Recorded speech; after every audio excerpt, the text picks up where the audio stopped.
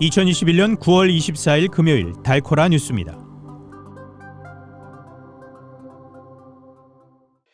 질병통제예방센터 CDC가 고령자와 요양시설 거주자 등 취약층에 대해서만 파이자의 코로나19 백신 부스터샷을 승인했습니다. 꾸준히 상승세를 타던 북텍사스 지역의 주택 거래율이 지난달부터 하락세를 보이고 있습니다. 포트워스 시의회가 1.5센트의 재산세 인하안이 반영된 18억 달러의 내년 예산안을 승인했습니다.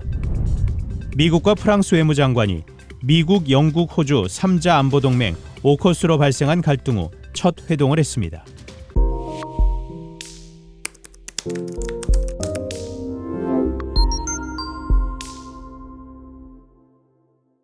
질병통제예방센터 CDC가 고령자와 요양시설 거주자 등 취약층에 대해서만 파이자의 코로나19 백신 부스터샷을 승인했습니다.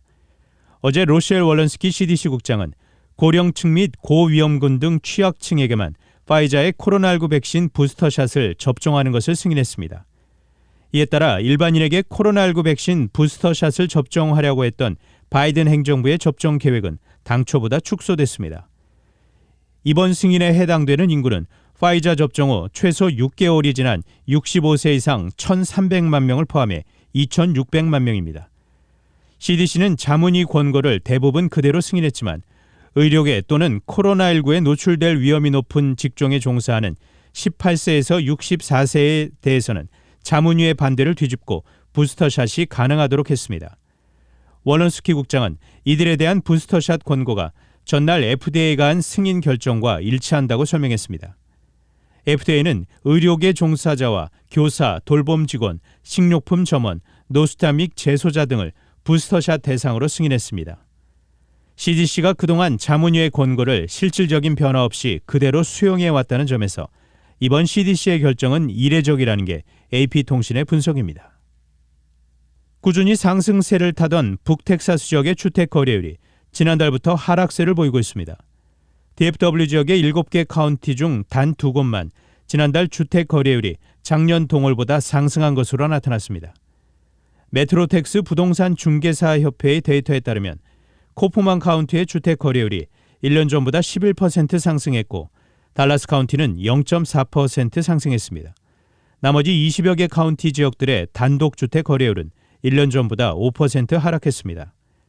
주택 전문가들은 지난달 주택 거래 하락세에 대해 시장에 나온 주택 재고량의 부족이 원인이라고 분석했습니다. 한편 DFW 지역 카운티들의 집값은 크게 상승했습니다. 덴튼 카운티의 주택 중간 가격이 1년 전보다 22.4% 상승하며 가장 큰 오름세를 보였고 그 다음으로 락월 카운티의 집값이 22.3% 상승한 것으로 나타났습니다. 주택 거래 비용이 가장 높은 지역은 44만여 달러의 콜린 카운티로 나타났습니다. 포트워스 시의회가 1.5센트의 재산세 인하안이 반영된 18억 달러의 내년 예산안을 승인했습니다. 이 같은 내용의 시 예산안 통과는 재산 가치 상승으로 인해 시세수가 1년 전보다 7% 상승한 후 이뤄졌습니다. 데이빗 쿡 포트워스 시티 매니저는 새 예산안 보고 후에 포트워스시의 경제 전망이 올해로 6년째 긍정적이라면서 팬데믹의 영향으로 어려운 가운데서도 지역의 일자리 성장과 판매세 징수 실적 증가, 주거 및 상업용 재산가치 상승, 그리고 예상치 못한 수준의 빌딩 신축 허가권 등이 있었다고 설명했습니다. 내년 시 예산안에는 2개의 경찰 신규 채용 반과 옛 파이어원 빌딩의 신시청 인력을 위한 예산도 포함되어 있습니다. 또 해당 시 소방구조 신고 대응 기간 단축을 위한 10명의 소방관 충원 예산도 반영됐습니다. 미국과 프랑스 외무장관이 미국, 영국, 호주 3자 안보동맹 오커스로 발생한 갈등 후 첫 회동을 했습니다. 어제 토니 블링컨 미 국무장관과 장 이브 르드리앙 프랑스 외무장관은 뉴욕 유엔 본부에서 만남을 가졌습니다. 프랑스는 호주와 2016년 400억 달러 규모 잠수함 12척 건조 계약을 맺었지만 오커스 합의로 호주가 미국에서 핵 잠수함 기술을 공유받기로 하면서 사실상 계약이 무산됐습니다.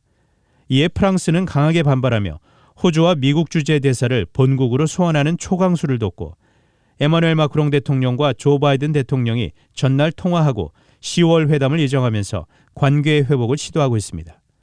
블링컨 장관은 회담 후 취재진에게 관계를 회복하는 데 시간과 노력이 필요하다는 걸 상호 인정했다고 말했습니다. 르드리앙 장관도 트위터를 통해 시간과 행동이 필요할 것이라고 전했습니다. 단신 뉴스입니다. 추석 연휴로 인한 코로나19 확산에 대한 우려가 현실화하면서 한국 방역 당국에 비상이 걸렸습니다. 올해 2분기 한국의 가계부채가 1,800조 원을 넘어섰습니다. 제약사 노바백스가 세계보건기구 WHO에 자사의 코로나19 백신 긴급 사용 승인을 신청했습니다. 세계보건기구 WHO가 코로나19 환자 가운데 입원 치료 위험이 큰 경중등증 환자와 자체 항체 형성이 잘 되지 않는 중증 환자에게 항체 치료제의 사용을 권고했습니다. 지금까지 9월 24일 금요일 달코라 뉴스 최은준이었습니다.